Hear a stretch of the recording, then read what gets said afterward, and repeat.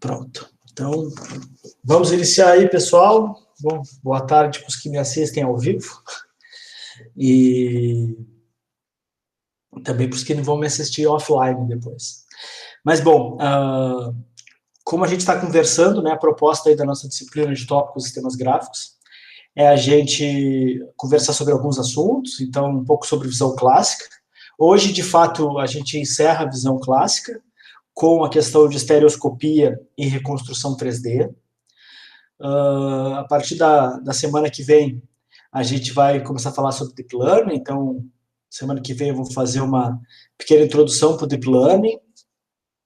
E, bom, também vou botar o link lá no AVA, para vocês poderem subir os certificados do curso da NVIDIA, para quem não fez, para quem não fez, façam, para quem não fez ainda, desculpa, para quem já fez, subam o link, subam o certificado, para quem não fez, façam o curso para poder subir esse certificado.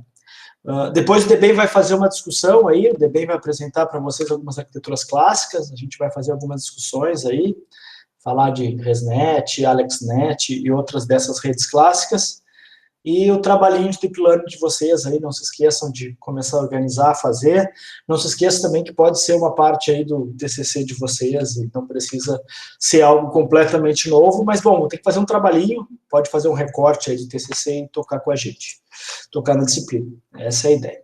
Bom, vamos lá então, deixa eu me achar aqui. Reconstrução 3D, vamos começar falando de reconstrução 3D, e quando a gente fala de reconstrução 3D, basicamente, e visão clássica, obviamente, a gente vai falar de matemática.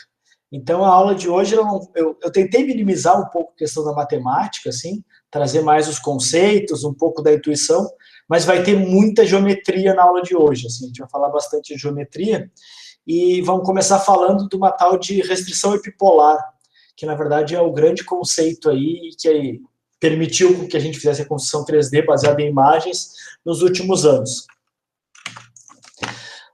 A gente vai falar aqui na disciplina do negócio chamado Geometria em Duas Vistas, ou Two-View Geometry, e que ela é o coração, então, do que a gente chama de geometria bipolar, e também do que a gente vai chamar de estimativa de profundidade estéreo, certo? Que é recuperar a distância, então, a partir de duas imagens. Mas a gente pode fazer isso a partir de múltiplas vistas, N vistas e etc. Então, esse livro aqui é clássico, o livro do Hartley Zisserman, ele é um livro aí dos anos 2000 e pouquinho e tal. Ele é um livro bem matemático, ele é bem antes do Deep Learning, então, sei lá, quase 10 anos antes do boom do Deep Learning. Mas ele traz todos os conceitos que a gente vai apresentar aqui na aula de hoje. Então, o que a gente vai apresentar na aula de hoje, na verdade, é um pequeno recorte desse livro, que deve ter umas 600 páginas aí, de coisas a respeito de geometria de múltiplas vistas, que é o coração, então, do que a gente chama de reconstrução tridimensional e também de visão estéreo. Bom, então, a profundidade a partir do estéreo, né, qual é o coração dessa história? A ideia é a seguinte, então a gente quer recuperar a profundidade é esse Zzinho aqui, esse Z que está à direita aqui, a partir do conhecimento em duas imagens, de onde esse ponto foi imagiado em duas imagens, ou seja, das diferentes vistas que a gente tem nessas duas imagens. O caso estéreo ele tem uma simplificação importante, que é essas duas imagens, elas são ortoparalelas, eu acho que chamam, na verdade elas ficam lado a lado e paralelas, né? Ou seja, olhando para o mesmo lugar, de vistas diferentes. A gente tem um conceito, um parâmetro importante de um par estéreo que a gente chama de baseline. Então, o baseline ele nos ajuda bastante.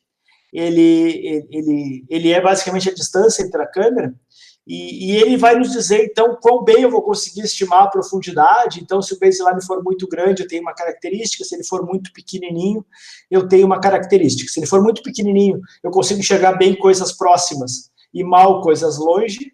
E se ele for muito aberto, eu não consigo enxergar muito bem coisas perto, ou seja, eu vou ter dificuldade de enxergar coisas que estão por aqui, nessa região, mas vou enxergar bem coisas que estão aqui nessa região aqui.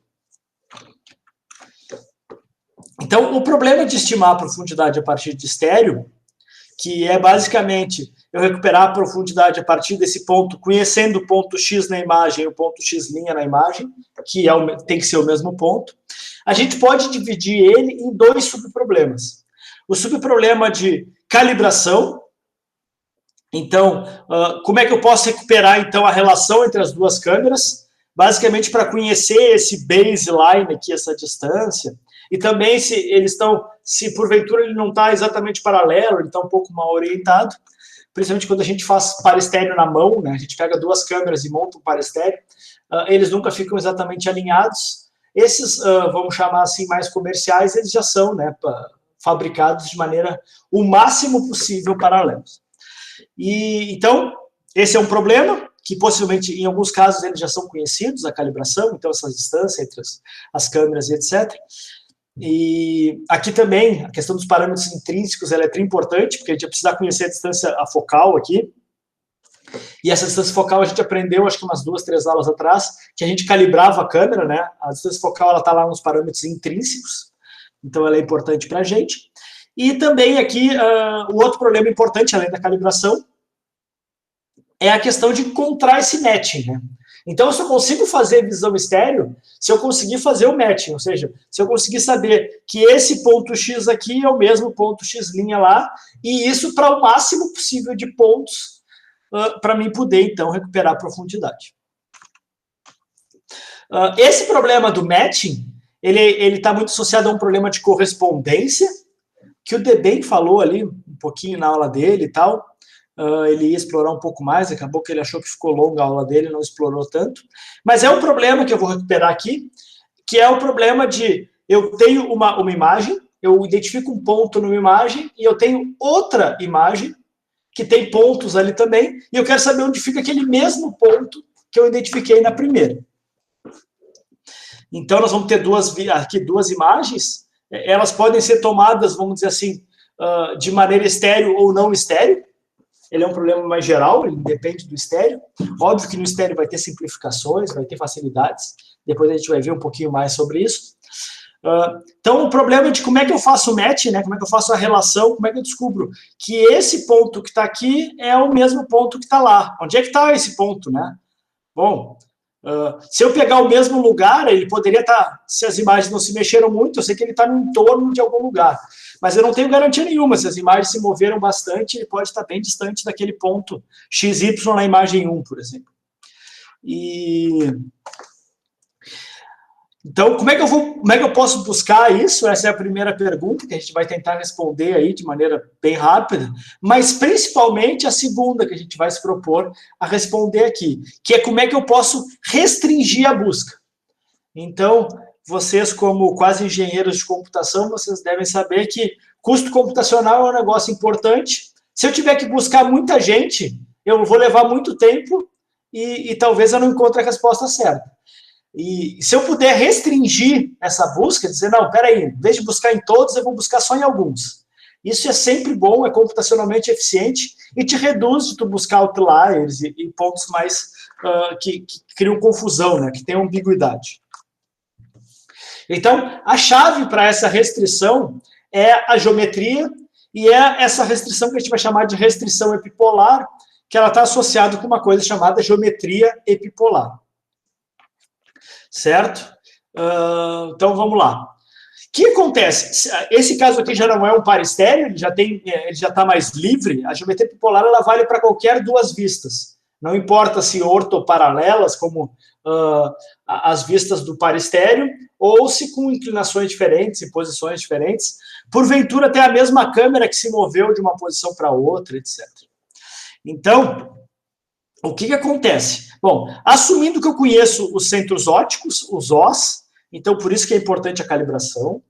Então, eu conheço os centros ópticos. O que eu consigo?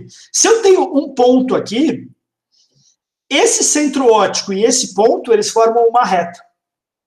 Certo? E necessariamente, o ponto que eu estou interessado no mundo, esse aqui, por exemplo, esse ponto que eu estou interessado no mundo, ele pertence a essa reta, que liga o centro óptico, o ponto X e o ponto X lá. Então, na verdade, o ponto x ele não pode estar em qualquer lugar do mundo. Ele tem que estar em cima dessa reta. Isso já é naturalmente uma restrição. Se a gente imaginar que existe uma reta que liga os dois centros ópticos, com duas retas, ou com dois vetores, como vocês quiserem ver, o que a gente forma quando a gente tem dois vetores? A gente forma um plano. Então, na verdade, o que vai acontecer? Esse ponto x no mundo, ele tem que estar nessa reta, e o ponto na outra imagem, ele tem que estar nesse plano, que é um plano aqui, que ele é virtual, ele não existe no mundo, mas ele é matematicamente representável, porque a gente tem 3 pontos. Com 3 pontos eu consigo formar um plano. Que 3 pontos são esses?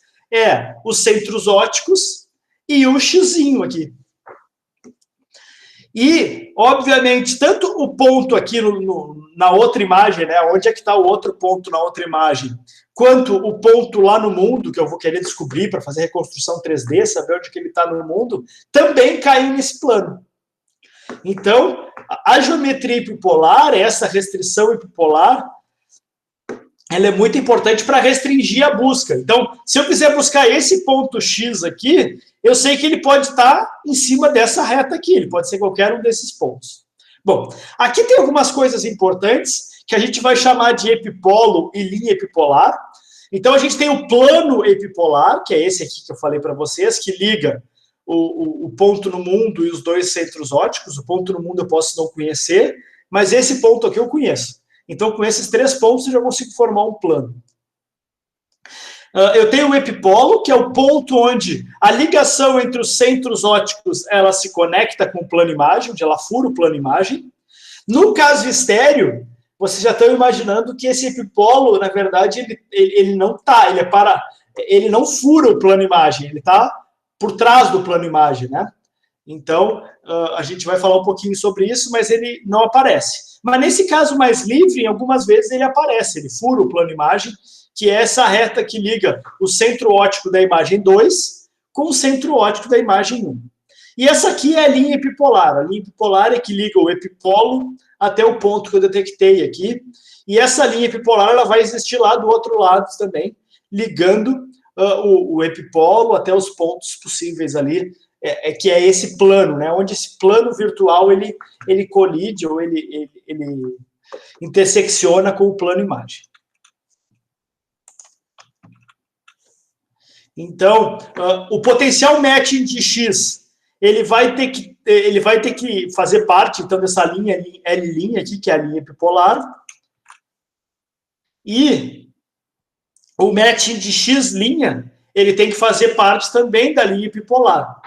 Então, essa relação é dupla, né? Então, o X tem que fazer parte da linha epipolar aqui, e o X' também tem que fazer parte da linha epipolar. Pessoal, como eu falei para vocês, a aula de hoje é um pouco mais geométrica. Se vocês tiverem alguma dúvida aí, vocês podem postar no chat aí, que eu tento, eu interrompo aqui e tento ajudar vocês a entender melhor esse conceito. Então, aqui dá para ver mais claramente o plano epipolar, que é esse triângulo aí, e aí a gente enxerga também algumas coisas, os epipolos estão ali, as linhas epipolares, e o ponto que deu match, né? Então, aqui está o ponto que deu match, aqui está o ponto que deu match, e lá o ponto xão, né? Então, vai surgir alguns conceitos, a gente já falou da baseline, vamos falar de novo. Baseline é essa linha que liga os centro-ópticos, os centros da câmera, né? Os centros ópticos. Ela também é uma linha virtual, ela não precisa existir de fato, assim. Ela é uma linha virtual, mas que nos permite criar essa restrição epipolar, que vai simplificar bastante buscas e etc. Na verdade, a gente vai ver que ele nos ajuda a ser um caso de corte, né? Eu posso cortar alguns casos que eu estou em dúvida, por exemplo, pelo fato dele não pertencer à restrição epipolar. Então, os epipolos, que é esse ponto aqui em que o baseline fura o plano imagem, né? Na verdade, ele é a projeção de um centro óptico na outra câmera, né? Então, a projeção do centro de uma câmera na outra câmera. E a gente tem esse plano epipolar aí, que é o plano que contém a baseline e algum ponto, porventura, eu queira buscar na outra imagem e queira fazer a reconstrução 3D dele. E a gente tem, então, as linhas epipolares, que são essas linhas em vermelho aqui, e que são a intersecção, então, dos epipolos, né, com os pontos que eu estou interessado. Então, aqui tem um exemplo de câmeras convergentes, né, quando uma estão olhando para a outra, aqui a gente tem esse caso. A gente consegue ver aqui o match, né, o match desse cara com esse cara, e o epipolo aqui, a linha epipolar, desculpa, aqui as linhas epipolares, a gente tem todas as linhas epipolares. O epipolo específico, nessa imagem aqui, embora no desenho ele apareça, na figura aqui ele não aparece, não temos o epipolo aqui cruzando no plano imagem, ele acaba cruzando fora, mas as linhas epipolares continuam existindo, né? Vocês podem ver que elas são convergentes aqui, o epipolo está fora da imagem. Aqui o exemplo, então, também de imagens, essas aqui, no caso, imagens com planos paralelos, então, de fato, imagens estéreo. O epipolo está lá no infinito. No caso anterior, ele não está no infinito, mas ele não tá no plano imagem, né? O plano imagem é pequenininho o suficiente para ele não conseguir cruzar e tu não enxergar ele na imagem, onde é que está o epipolo. Mas, nesse caso aqui, ele está no infinito, na verdade, porque elas duas são paralelas. Mas tu pode ver, por exemplo, que esse pedaço aqui de cima da janela, que está nessa linha, ele também está nessa linha aqui. Bom, e se a gente tiver um movimento para trás e para frente, por exemplo, uma câmera fixada num carro, olhando para frente, por exemplo, num carro autônomo ou até num carro doméstico, aí, onde é que vai estar o epipolo? Então, como é que essas linhas epipolares elas vão se parecer? De fato, elas vão ter um comportamento que é mais ou menos isso aqui, né? A gente vai ver o epipolo vai estar na imagem, e eu vou ter várias linhas, então, cruzando esse epipolo. Todas as linhas epipolares, elas cruzam o epipolo, e como ele está no domínio da imagem, como ele aparece no plano imagem, a gente consegue ver aqui. Então, aqui tem um corredor de Oxford, aqui bem clássico, eu acho que essa imagem é do livro do Zisserman lá. Mas, bom, aqui vocês podem ver como é que funciona, né? Então, eu tenho a câmera indo para frente, e o epipolo, então, que é a linha que liga os dois centros ópticos, ela, de fato, cruza quase que no meio da imagem aqui, né? Como vocês estão olhando aqui. Então, vamos lá, então. Vamos falar um pouco dessa geometria epipolar, como é que ela é, de fato, como é que a gente calcula, para que ela serve, como é que a gente usa ela a nosso favor, né? Então, a gente vai falar de dois casos. O caso mais simples é o que a gente chama do caso calibrado. No caso onde eu conheço perfeitamente os parâmetros intrínsecos. A gente viu isso na aula de calibração, depois vocês fizeram o trabalhinho de calibração, e então eu conheço os parâmetros intrínsecos, que é aquela matriz K. A gente falou bastante daquela matriz K, né, pessoal? Então, a gente falou bastante na aula ali sobre a matriz K. Então, era mais ou menos isso.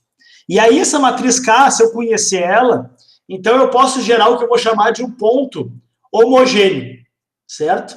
Esse ponto aqui, X chapéu aqui, que na verdade é o ponto X no domínio da imagem lá, o ponto que eu conheço, multiplicado pela inversa da matriz K, certo? Então, a matriz K ela é inversível, eu consigo inverter ela, e esse ponto X chapéu aqui, ele tem uma relação direta com o ponto 3D a menos de um fator de multiplicação, fator de escala. E eu faço isso, então, para os dois pontos, né, o ponto X e o ponto XY. Vale lembrar que o nosso objetivo aqui é, agora eu conheço um conjunto de pontos, que eu sei o matching, e a partir desse matching eu quero reconstruir, então, essa minha geometria epipolar, essa restrição epipolar. A gente vai ver como é que a gente representa isso. Então, basicamente, para o caso calibrado, a gente multiplica os pontos aqui pela matriz K-1. E a gente, bom, vai existir, então, uma rotação e translação que vai relacionar o ponto X chapéu com o ponto X chapéu linha, certo? Na verdade, quando eu multiplico pelo K, o que eu faço é pegar o ponto no mundo 2D e jogar ele para um 3D virtual, né, como se ele fosse em cima do plano imagem, um plano imagem existindo no mundo. E aí, para mim sair de um para outro, que eu preciso de uma rotação e uma translação. E essa rotação e translação, a gente... Então, essa rotação e translação aqui, então tem uma translação e temos também uma rotação. Esse ponto X, chapéu, linha aqui, é o ponto que me interessa, né, os pontos que eu vou utilizar. E aí, eu vou ter uma relação... Bom, se eu tenho que X chapéu é igual a rotação vezes o X chapéu linha mais a translação. Ou seja, eu consigo converter de um para outro. Só que agora, se eu fizer um algebrismo aqui, se eu jogar um para o outro lado, vamos dizer assim, esse aqui está somando, vai passar para o outro lado, entre aspas, dividindo, na verdade eu vou fazer o cross product dele. Então, eu consigo dizer que essa relação aqui é igual a zero. E quando, na verdade, esses caras aqui, tanto o X chapéu quanto o R X chapéu linha e o T, eles são todos coplanares, eles existem no mesmo plano. Então, na verdade, o que a gente vai fazer, então... Opa, vamos achar aqui. Eu vou representar isso como uma matriz E. Eu vou dizer que existe uma matriz E que, multiplicando esses dois, é igual a zero. Onde essa matriz E aqui é a matriz que multiplica a translação em formato de cross product, aqui em formato cruzado, multiplicado pelo R. É só um algebrismo, isso aqui a gente era para estudar em algo, eu acho. E, no fim das contas, que a gente vai ter essa matriz E, essa matriz essencial. Essa matriz essencial que relaciona um ponto na imagem 1 com um ponto na imagem 2, dado aquele plano ali, o plano epipolar. Ela representa esse plano epipolar. Essa matriz ela foi proposta pelo Loguet-Hicks em 81, então já faz bastante tempo. E então, essa matriz aqui, então, o T é o que a gente chama de skill simétrica dela. Então, a gente faz esse algebrismo para poder representar a matriz E, mas a matriz E é uma matriz 3x3, porque os pontos aqui, eles são pontos bidimensionais, mas com a coordenada homogênea, eles viram pontos 3x1, né? São x, y e a coordenada homogênea.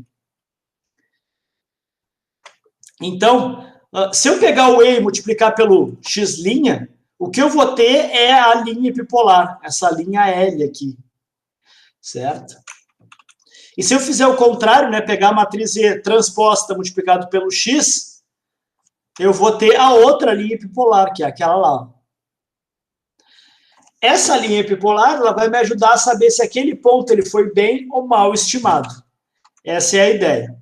E se eu multiplicar a matriz E pelos epipolos ali, isso vai dar igual a zero, porque eles fazem parte do mesmo plano, vamos dizer assim. Isso tudo é álgebra linear, pessoal.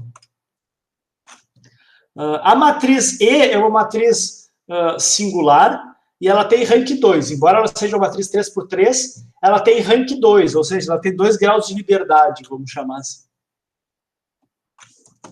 Desculpa, a matriz ela tem rank 2 e 5 graus de liberdade. Esses 5 graus de liberdade, eles equivalem aos 3 graus de rotação, né, na verdade, porque ela é uma matriz que representa rotação, está aqui, né? Rotação e translação. Então, ela tem 2 rotações, 2 translação, ela translada só nesse plano, né? E porque a gente tem ela a menos de uma escala, então é só 2 rotações. E eu tenho as 3 rotações, os três ângulos de Euler, vamos chamar assim, que seja possível de representar essa rotação. Então, ela tem 5 graus de liberdade.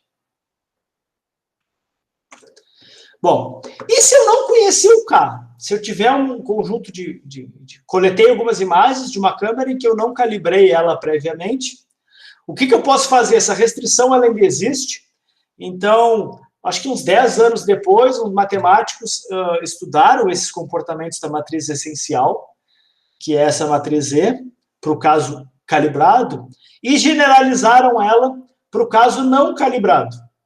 A gente vai ver que a gente perde algumas propriedades dela, mas ela ainda é suficiente para gerar uma restrição desse tipo que a gente está querendo, para restringir a busca de um ponto numa imagem e noutra.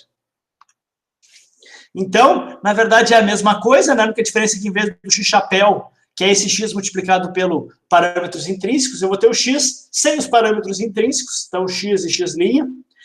E, em vez da matriz E, eu vou ter a matriz F, que a gente vai chamar de matriz fundamental. Essa matriz F, se a gente tiver os parâmetros intrínsecos, a gente consegue converter ela na matriz essencial. Então, na verdade, ela é a matriz essencial multiplicado pela a inversa da transposta da matriz de parâmetros intrínsecos e a matriz de parâmetros intrínsecos inversa aqui, sendo que, nesse caso, eu considero que eu posso ter as duas diferentes, né? A matriz de parâmetros intrínsecos da imagem 1 ser diferente da imagem 2.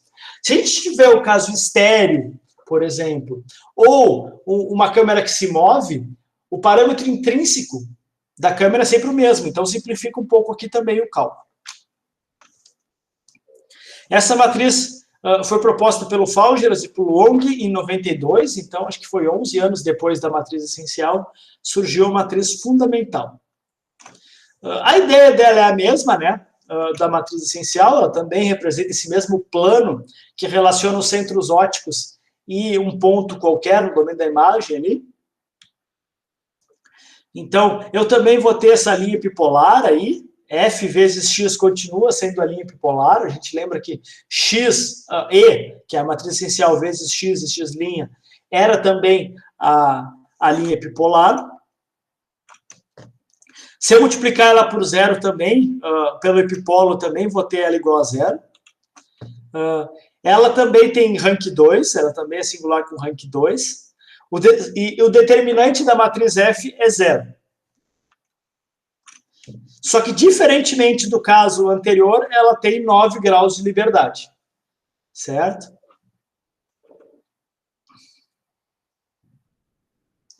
A matriz E tinha 5 graus de liberdade, ela tem 7 graus de liberdade. Então, que mais aqui? Como é que eu estimo essa matriz, né? Bom, beleza, a geometria é legal e tal, mas como é que eu vou estimar isso? A gente tem alguns algoritmos para estimar, eles são matemáticos, bem simples. Eles usam decomposição em valor singular, ou SVD, e eles vão precisar, como ele tem a matriz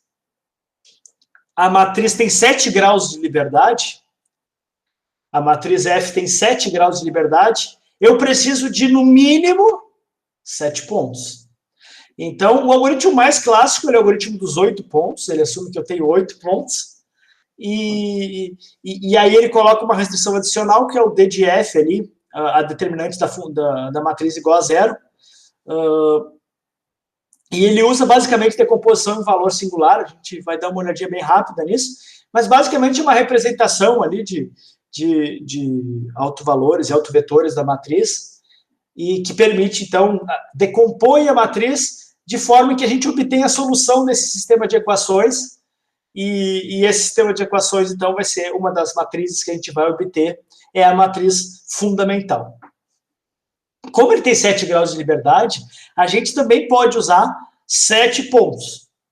A questão toda é que aí a gente vai precisar ter alguns algebrismos a mais, colocar algumas restrições a mais para conseguir estimar ela corretamente. Senão a gente pode cair aí em alguns casos que a gente chama de degenerados e aí tu não conseguir estimar ela apropriadamente.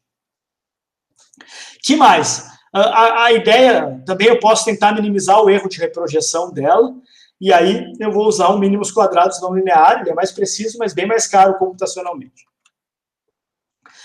Vale lembrar que a estimação de FE ela é degenerado se os pontos que eu peguei para estimar ela forem pontos que pertencem a um plano, uma cena planar. Se eu estiver olhando para uma cena planar e meus pontos todos caírem nesse plano, eu tenho um caso degenerado, assim, porque, na verdade, é como se eu estivesse olhando todos no mesmo plano e eu não consigo estimar a matriz fundamental ou essencial. O algoritmo dos 7 pontos, na verdade, ele tenta resolver esse sistema de equação aqui, certo? Ele decompõe a matriz F nesses parâmetros aqui, que é o F1, 11, F12, F13, F21, F22, F23, F31, 32, 33, que são os 9 parâmetros de uma matriz quadrada 3x3, e esses U e U', na verdade, ele diz que cada ponto tem um U e U V, certo? U e V. Na verdade, eles são coordenadas homogêneas. Deixa eu ver se eu consigo escrever aqui. Ops. Deixa eu ver se eu consigo... Ó, o ponteiro. Então, deixa eu ver se eu consigo, então. Então, na verdade, a gente tem essa matriz, né? 3 por 3, que vai ser o F1, 1, e assim por diante. E aqui embaixo é o F33. Pô, desenhar com mouse isso é bem difícil. E aqui, então, eu vou ter o meu vetor transposto, que vai ser o U, o V e o 1, que é aquele meu X ali. Ele é homogêneo, então tem esse 1 aqui.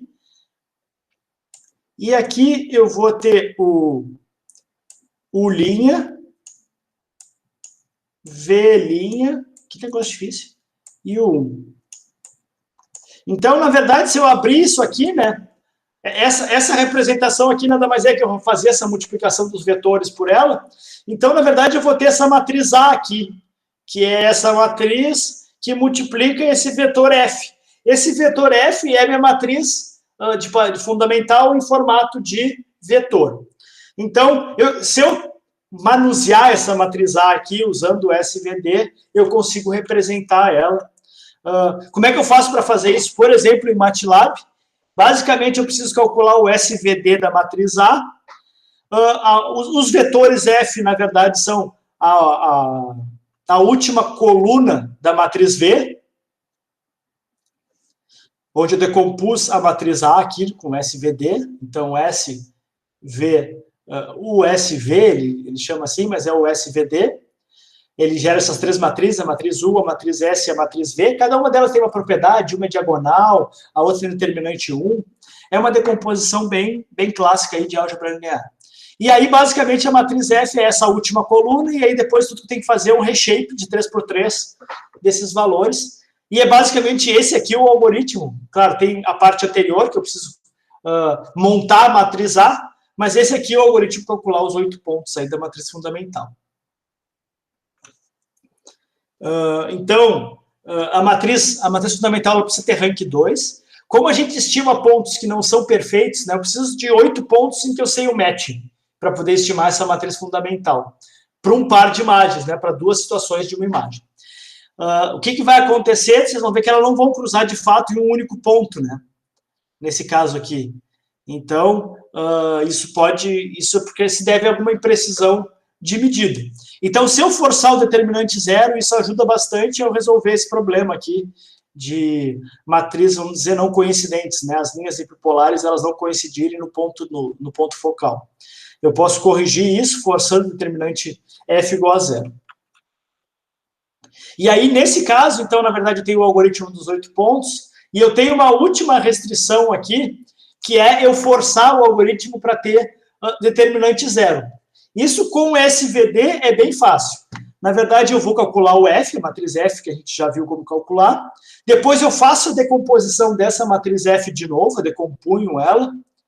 E aí, quando eu decompunho ela, basicamente, para garantir o determinante zero, eu preciso garantir que o S na posição 3, 3, ele vai ser igual a zero.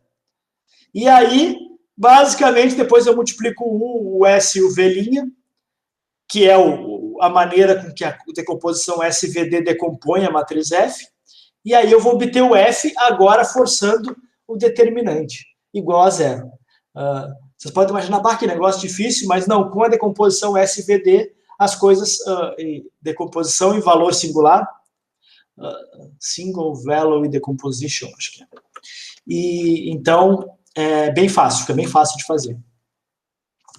O algoritmo padrão ouro, vamos dizer assim, o melhor algoritmo para estimar a matriz fundamental, ele usa o algoritmo dos 8 pontos como uma estimativa inicial de F, e depois, basicamente, ele usa o F para resolver P e P', que são as projeções. Então, P e P' são as projeções da imagem 1 na imagem 2 e assim por diante, que tem relação direta com rotação e translação. Então, a gente otimiza isso, né? E aí, a partir desses P e P' aí, que vão nos permitir estimar o x, o ponto em 3D, eu consigo fazer, então, o que a gente vai chamar de calcular o erro de reprojeção. Ou seja, eu sei que esse ponto aqui, o xão, para essa imagem, tem que bater exatamente no mesmo lugar nessa imagem. O Hartley Zisserman, lá, aquele livro de Multiple View, lá, o algoritmo 1112, ele explica com bastante detalhes como é que a gente faz esse algoritmo, o melhor algoritmo aí para estimar a matriz F.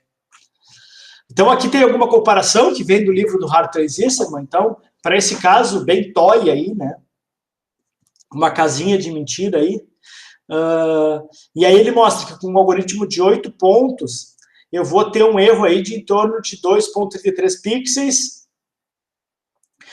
Com o algoritmo normalizado dos 8 pontos, o meu erro cai bastante. E se o algoritmo normalizado é que, na verdade, eu calculei a matriz essencial, né? E, não, desculpa. O algoritmo normalizado, a gente vai pegar os pontos x, y e vai normalizar lá. A gente multiplica por uma raiz de 2. A gente faz uma normalização dele para ele não ser um ponto unitário lá. É uma simplificação que ajuda bastante, reduz bastante o erro, mas se a gente usar esse algoritmo não linear aí para minimizar esse problema e resolver esse problema, o meu erro diminui um pouquinho mais. Vocês podem ver que a maioria dos problemas em visão computacional, basicamente, são problemas de otimização. Então, eu tenho um conjunto de pontos, eu quero otimizar uma geometria e tal. Por que otimização? Porque eu sempre tenho erros. Todo lugar eu tenho erro. Então, na estimativa dos pontos eu tenho erro, eu tenho algumas aproximações numéricas e etc. Então, todo problema ele vira um problema de otimização. E esses algoritmos não lineares de otimização aí, eles acabam sendo mais eficientes para resolver o problema. Vocês podem ver que ele não é muito mais eficiente que o algoritmo de 8 pontos depois desse processo de normalização.